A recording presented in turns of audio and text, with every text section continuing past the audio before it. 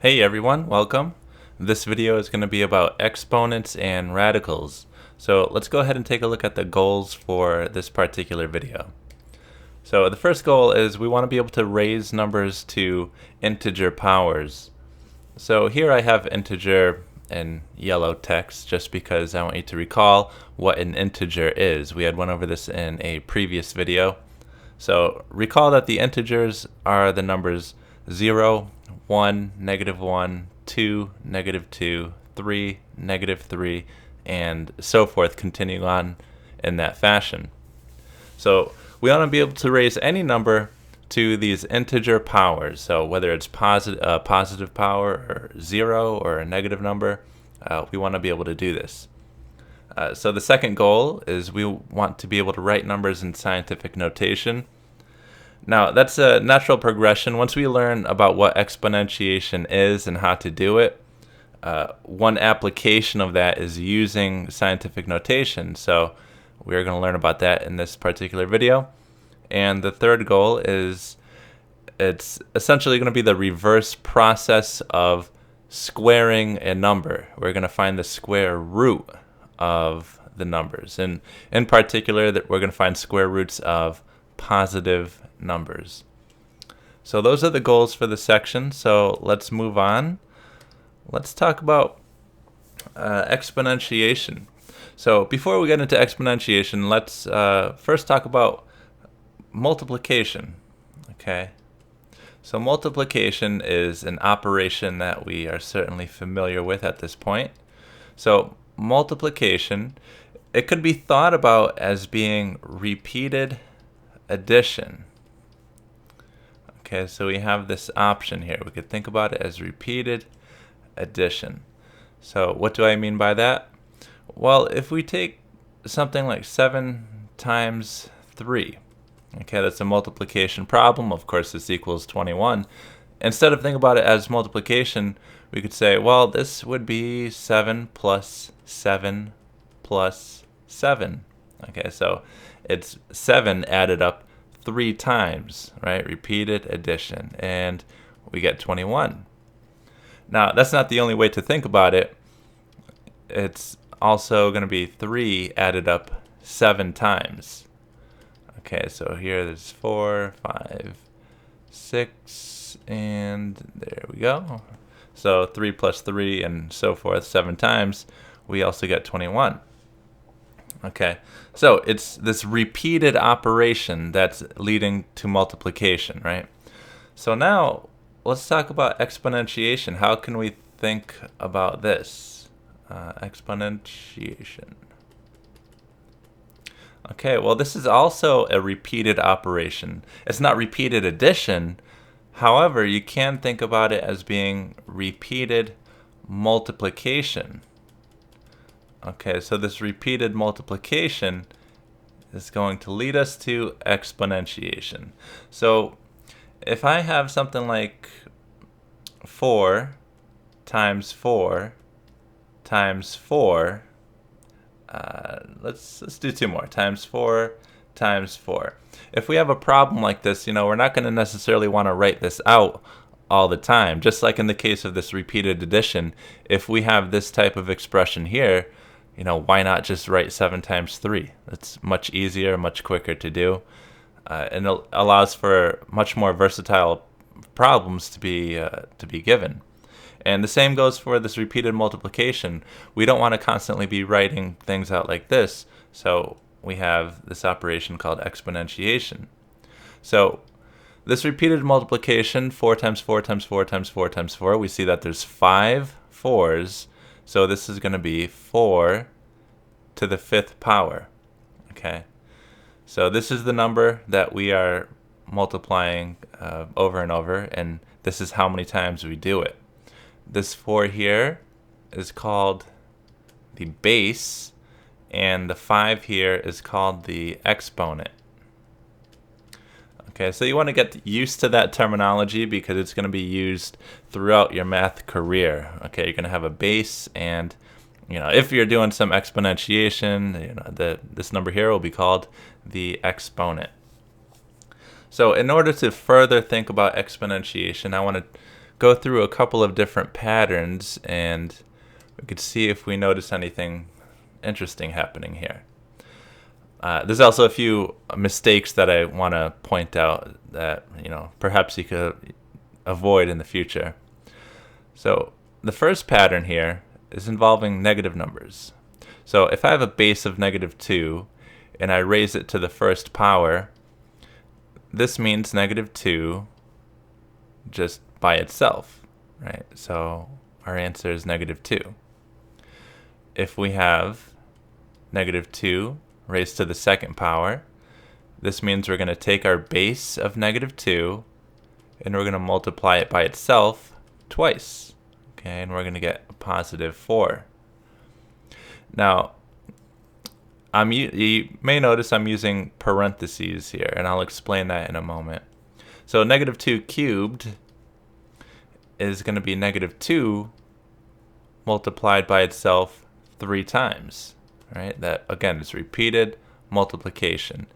And in this case, we're going to get -8, right? -2 times -2 is 4, and then 4 times -2, we get -8. So let's do two more here. We have -2 to the fourth. This is going to be -2, -2, and -2. Actually, let's make this the last one here. We're not going to go to the fifth. So -2 to the fourth power. We have 4 of these here. We're going to get a +16. Okay. So now the first thing I want you to notice is, I had to put this -2 in parentheses, and we didn't talk about the order of operations yet. However, if I wrote something like -2 cubed, the order of operations would say, well, exponentiation comes before a negation, so this problem, to me, it would be negative, and then we would have 2 times 2 times 2. Okay, so there's a key difference between this situation here and the situation I'm trying to show over here. Okay, so I wanted the parentheses around this number here because parentheses would come before exponentiation. But we'll be talking about that in future videos for sure. Okay, so we may see a pattern here. When we take a negative number and we raise it to an odd exponent, we are getting a negative number, right? -2 cubed, we're getting a negative number. And when we take a negative number and we raise it to a even exponent, we are getting a positive number. Okay, -2 to the fourth here, we're getting 16. All right, so that's one thing you should keep in mind. So as a general rule, when a negative base is raised to an odd power, the result is going to be negative. And when a negative base is raised to an even power, you are going to get positive answers. Now, we may ask ourselves, well, what happens when you raise some number to the 0th power? Okay, so what if you have something like a to the 0th power? Well, if you think about this in terms of repeated multiplication, it may be a little tricky to think about. So I would like to show you this demonstration here, but what you may think about is, think about folding a piece of paper. So if you fold a piece of paper in half 3 times, we're going to get, actually let me write this down. If you fold a piece of paper in half 3 times, you're going to get 8 sections of paper. Okay, you may try this if you have a piece of paper in front of you, but since we're folding it in half, this represents a base of 2. Don't worry about that too much. But so fold that in half 3 times, we'll have 8 sections of paper. If we fold it in half 2 times, you'll see we only have 4 sections of paper. If you take a piece of paper, fold it in half only 1 time, you're going to see 2 sections of paper. And what happens when you don't fold the paper at all? So what if you have 0 folds in the paper? How many sections of paper do you see? Well, you see 1, right? So something to the 0th power here, not just 2, but any number raised to the 0th power is going to be 1. Okay, so besides 0, Okay, so a to the 0 is equal to 1, where a does not equal 0. Okay, 0 to the 0th power is an undefined quantity, so we get rid of that situation.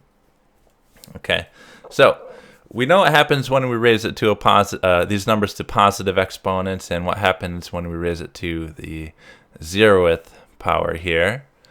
But what's going to happen when we raise powers to negative integers? Okay, so in order to think about that, let's use another pattern here. So what if we have something like, I'll use the number 2 again, just because the number 2 is easy to work with. So if we have 2 to the 5th, this is 2 times 2 times 2 times 2 times 2.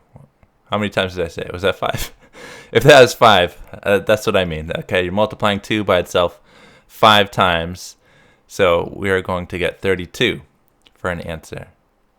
Okay, now 2 to the 4th power, 2 times 2 times 2 times 2.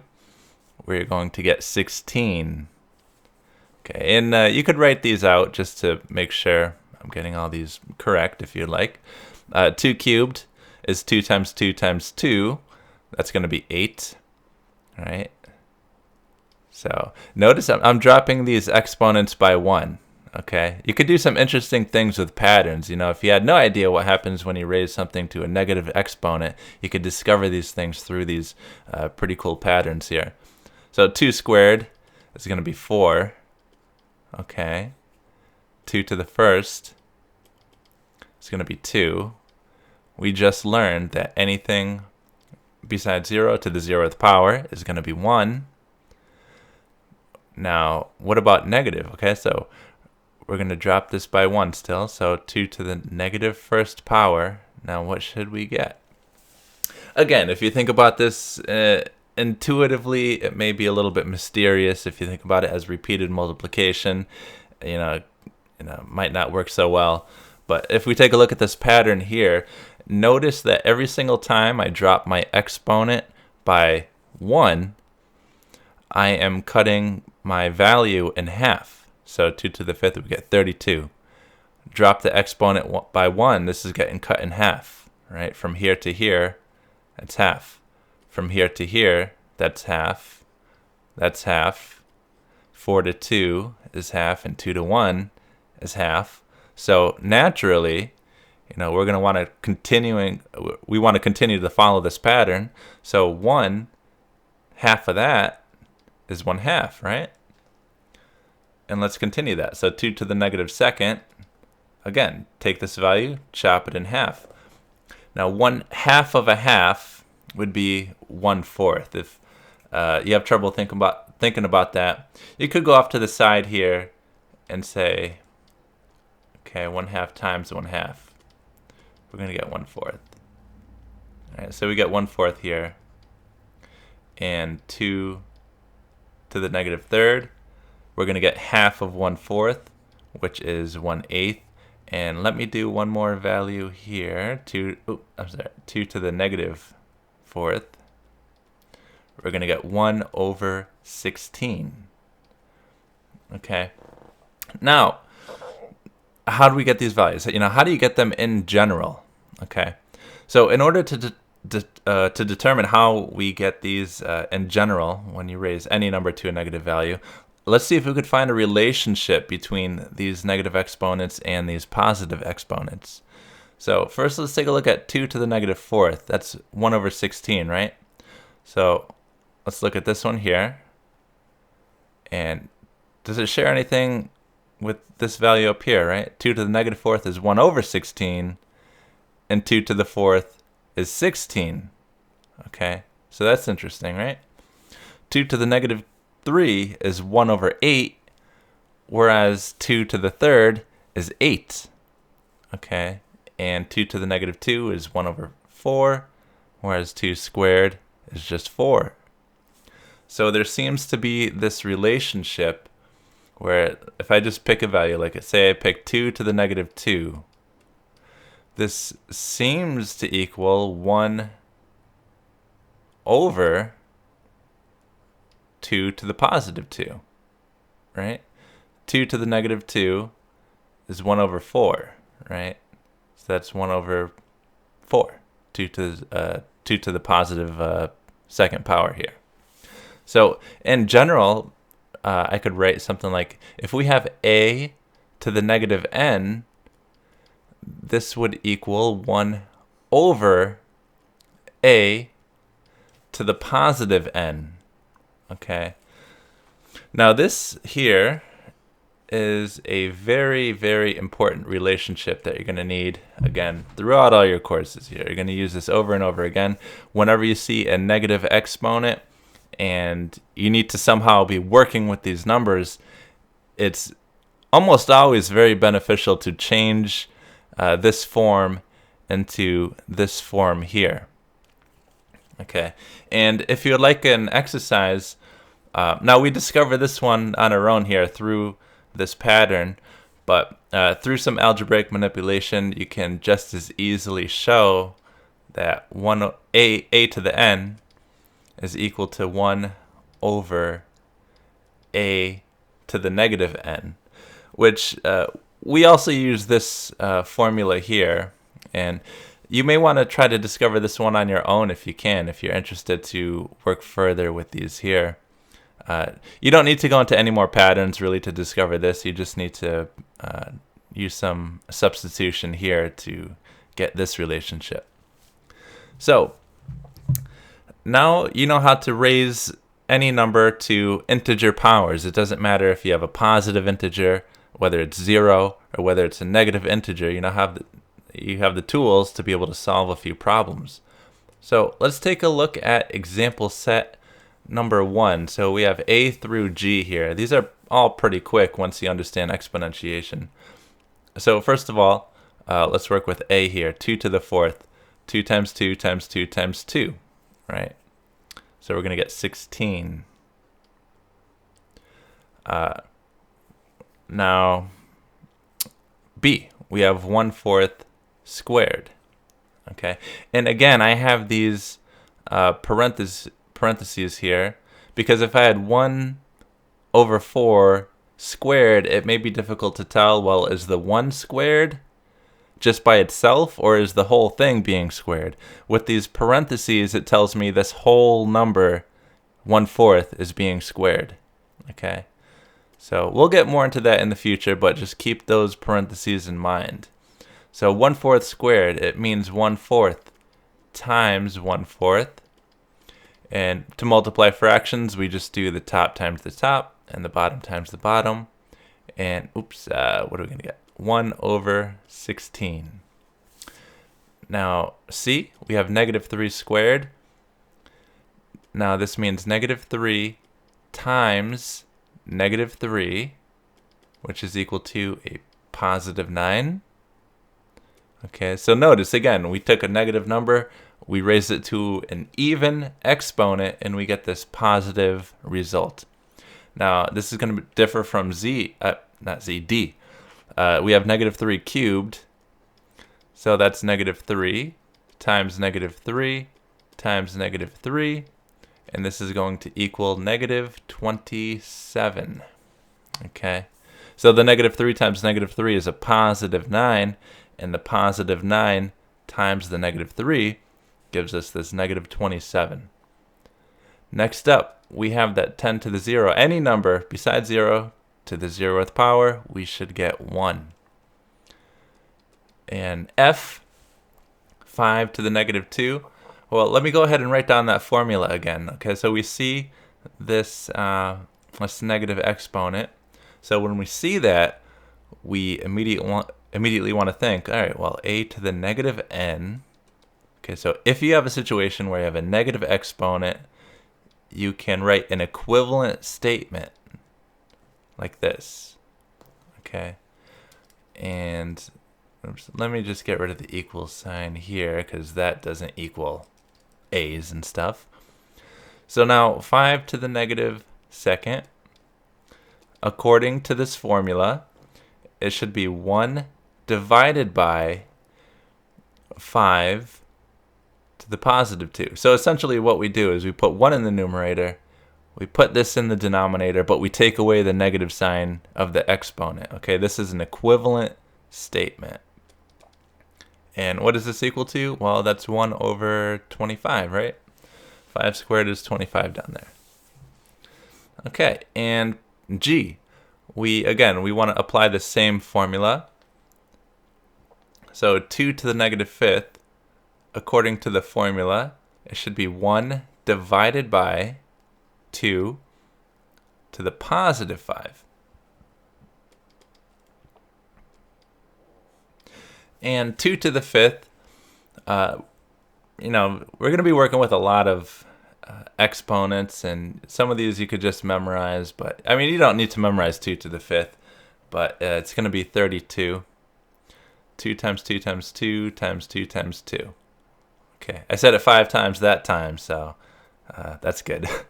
So we get 1 over 32. All right, so that's example set 1. If you're comfortable with these, then that's great. And we can move on to scientific notation. Okay, so we have a little definition for scientific notation here.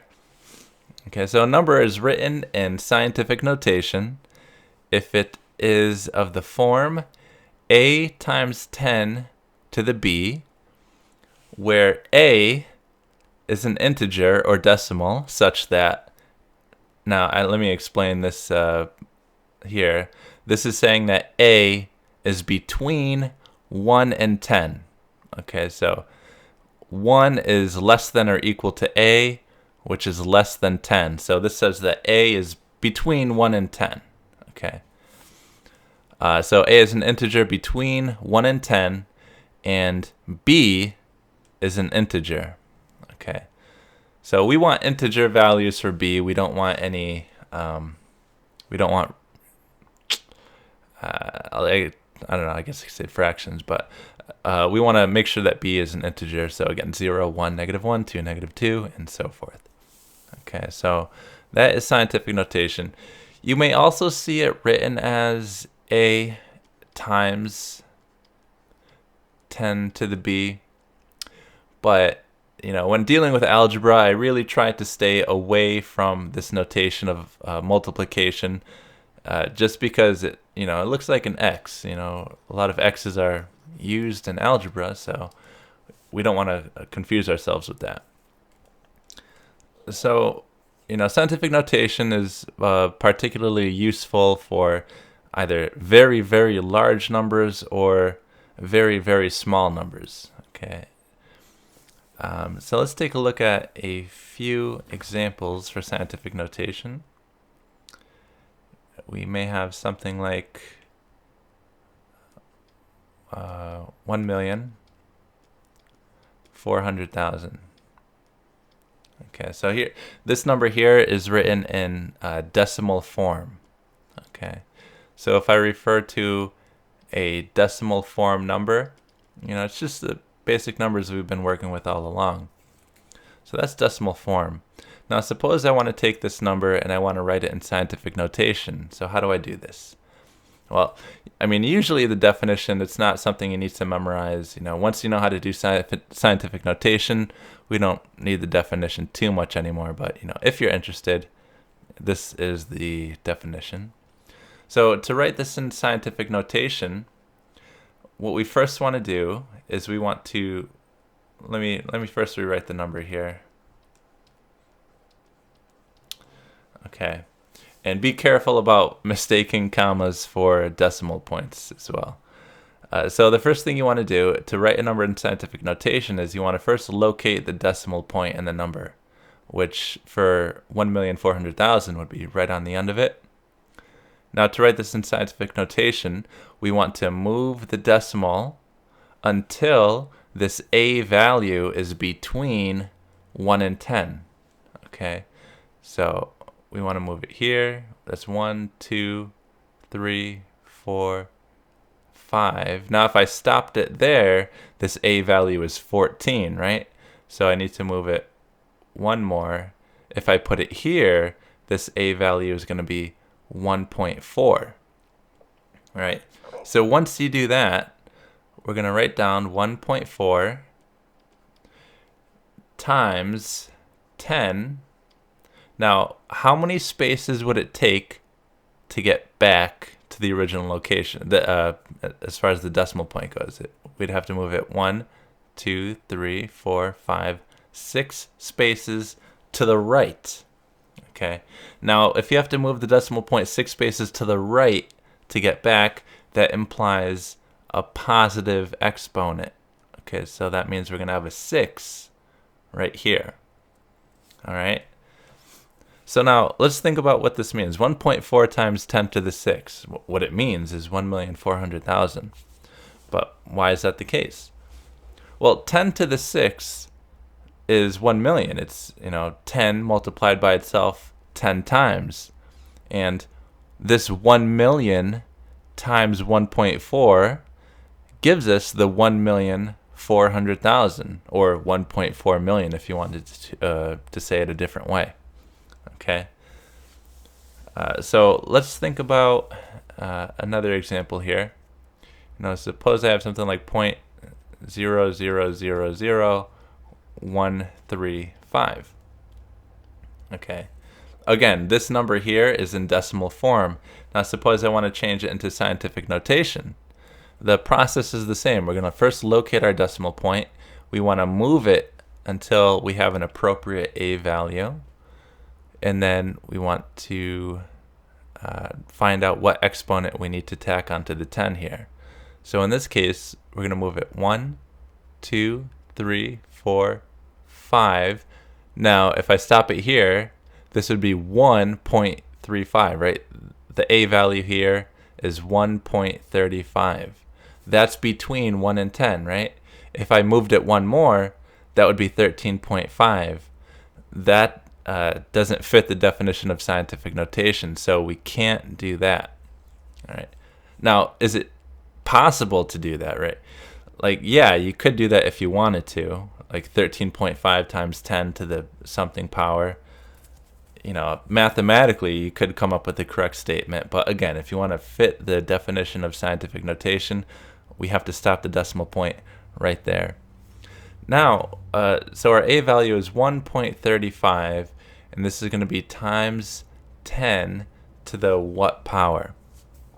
Now, we moved it 1, 2, 3, 4, 5 spaces, so the exponent will be 5. But should it be positive or negative? Okay. Now, you want to ask yourself how many spaces to get back. And in this case, we're moving to the left to get back, right? And moving to the left implies a negative. So in this case, the 5 will be negative. And it's also easy to see, if you had 10 to the positive 5th power, that means the number 100,000, right? 10 times itself 5 times is 100,000. And 100,000 times 1.35 would not give you this number here. Okay, so this number here definitely couldn't be positive. It has to be negative. So essentially, 10 to the negative 5th, again, if we think about what these negative powers mean, this would mean 1 over 10 to the 5th, which is 1 over 100,000. So this whole expression would be 1.35 divided by 100,000. So it's a very small number. Okay, so that's where this negative comes into play here. We most certainly need it in this case. Now, let's take a look at a few more examples for scientific notation. You want to have the ability to go from decimal form to scientific notation and from scientific notation back to decimal form. So let's have a few examples here. Okay, example set 2.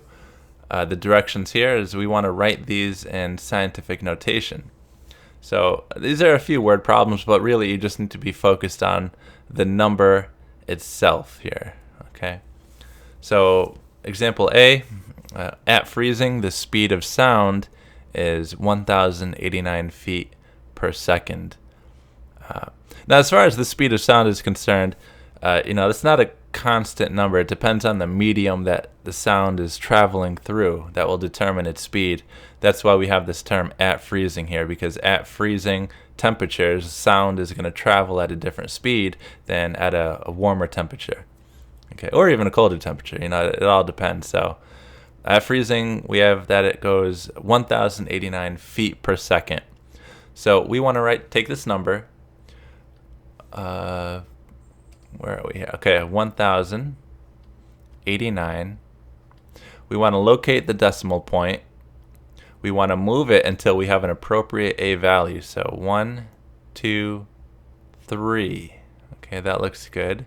So this is the number 1.089. Okay, and I need to write as many digits as there are digits that aren't 0.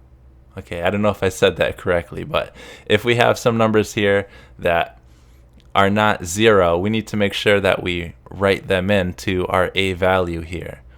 Because if we just leave it off, like if we wrote 1 times 10 to the third power, that's not the number 1,089. So we need to make sure we fill in all the values we need to that are not 0. So if we have 8s or 3s in there, we need to make sure they're written in somewhere. Okay, so 1.089, and this will be times 10. Now, how many spaces to get back? 1, 2, 3 in the positive direction. So 1.089 times 10 to the cube, 10 cubed. And we want to, since we have some units here, we want to make sure we have some units on our final answer. So this is feet per second.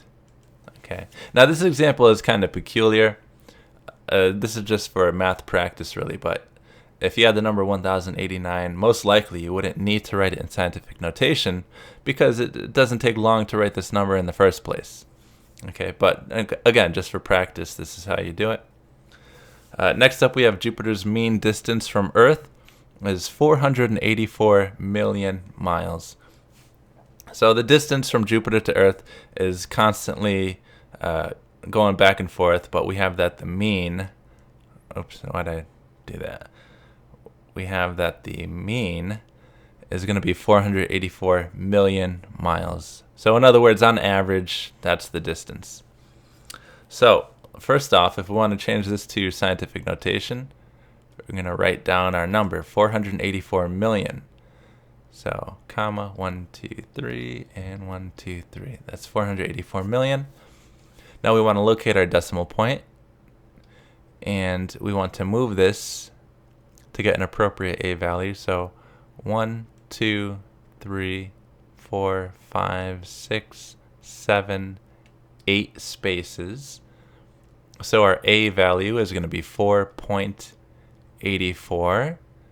This will be times 10. Now we have to move back 8 spots in the positive direction. So that's going to be our exponent, 8.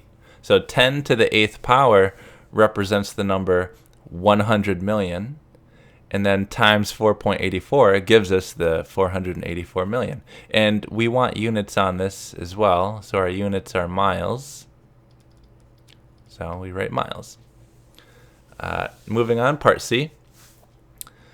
We have that an aerosol particle has a diameter of 0.000. I'm not going to say all the zeros, but it's really small. It has a really small diameter. Oh, I don't have units. I don't have units on there. I assume this would be meters, which is abbreviated with an M. You may want to check me on that because I'm sure it's standardized. Well, not standardized, but I'm sure this is a correct unit. I'm going to say meters for now. So we have this number here. We want to turn it into scientific notation. So how many zeros do we have? 1, 2, 3, 4, 5, 6, 7, 8. So we have 8 zeros and a 2. 5, 6, 7, 8, and a 2. So to change this into scientific notation, we're moving at 1, 2, 3, 4, 5, 6, 7, 8, and 9. Okay, right here. So our A value is a 2. And then we'll have 10 times 10.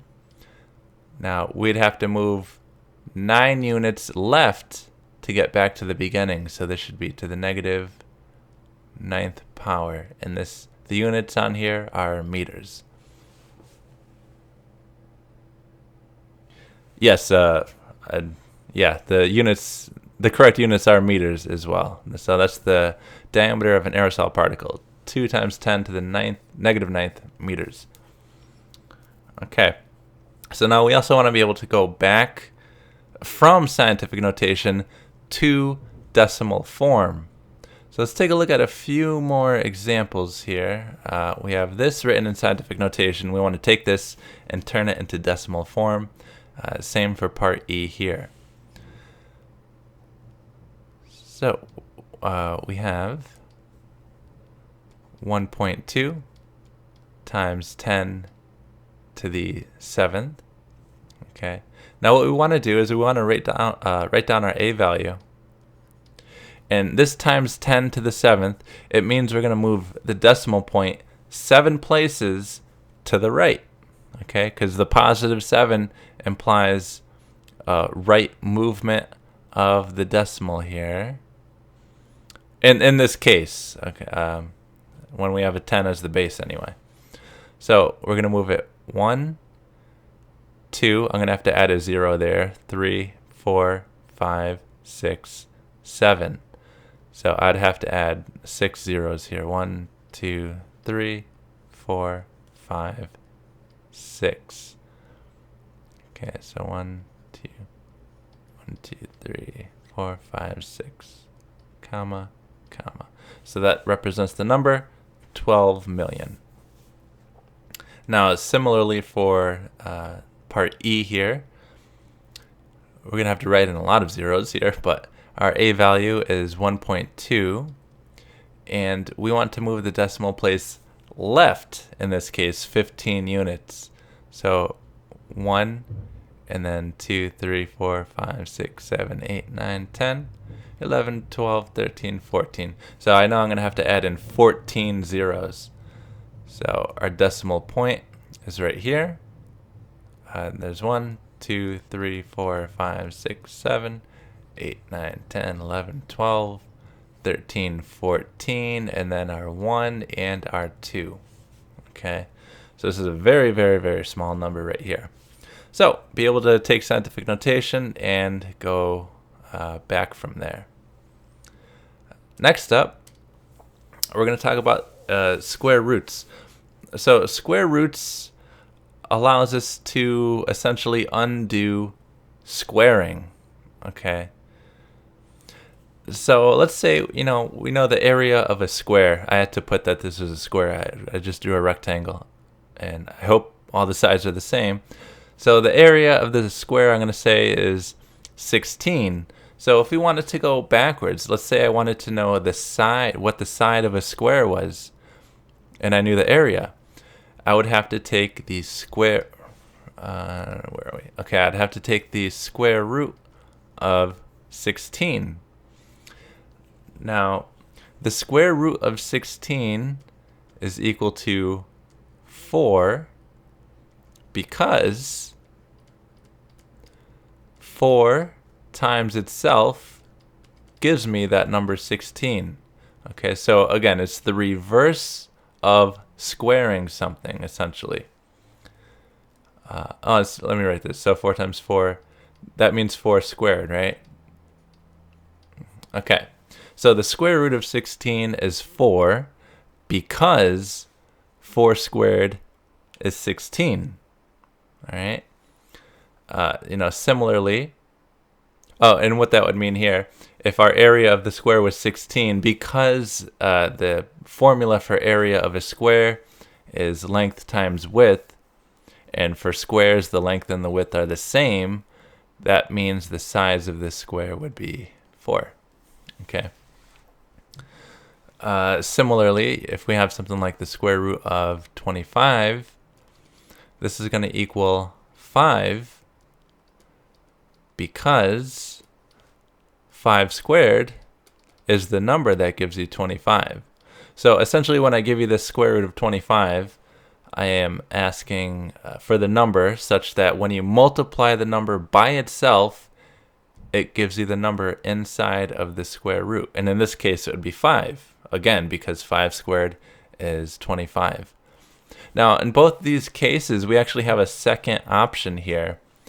In some cases, the second option is dropped. In some cases, it's not. So just be aware of the second situation that I'm about to mention here.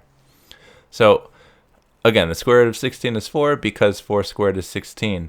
But also keep in mind that negative 4 squared is also equal to 16. So that would mean that the square root of 16 is 4 or negative 4. Okay? And the same with the square root of 25. The square root of 25 is 5 or negative 5, because negative 5 squared is also 25. Okay? So for these square roots, we're having these two possibilities of a positive and a negative.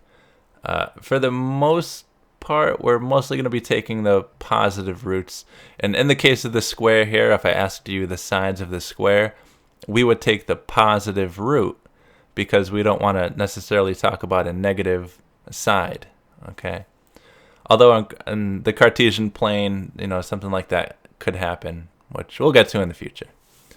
But we have these situations here. So now let's take a look at a few of these examples for square roots. So what should you be able to do with square roots at this point? And by the way, square roots are they only undo squares, right? We could talk about cubed roots, which will undo cubes, and fourth roots, which will undo things that are to the fourth power, and so forth. But we don't get to that till later. So just keep square roots in mind for now. So the square root of 36, we could say that it's going to be 6 or negative 6. Because, and now when you go to write your answer, you don't need to tell me why, but just keep in mind that it's 6 or negative 6 because 6 squared is equal to 36. Okay, 6 squared or negative 6 squared is equal to 36. So we have these two answers.